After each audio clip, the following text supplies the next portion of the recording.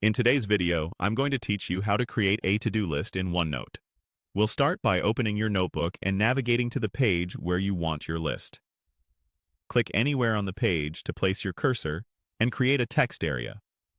Now type the tasks you want to track, one per line, pressing Enter after each item so they're stacked and easy to select together. Next, let's turn those lines into an interactive checklist with clickable boxes. With your list highlighted, go to the Home tab.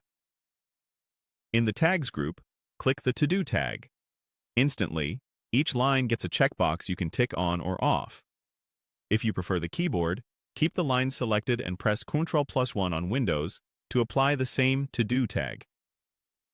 Pressing Ctrl+1 again on a selected line toggles the checkbox off, so it's a quick way to add or remove boxes as you go. Now let's add a couple of items so you can see it in action. Click back into the list and type Clean Workspace, then press Enter. Type Check Emails and press Enter again. If you added these after tagging, they'll inherit the checkbox automatically. If not, just select the new lines and click To Do on the Home tab, or hit Ctrl+1. To mark something complete, simply click the box to the left of the task. If you need to edit a task, click directly on the text to place the cursor, make your change, and press Enter to keep building your list. You can also click and drag to highlight part or all of the list whenever you want to retag or remove a tag. If you don't see the checkbox button right away, remember it lives on the Home tab under Tags.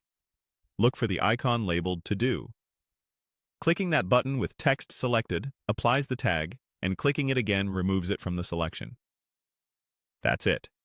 Start on your page, type each task on its own line, then convert the lines into a checklist using the To Do tag or Ctrl+1. As you work, keep adding tasks, clicking boxes to complete them, and editing text in place.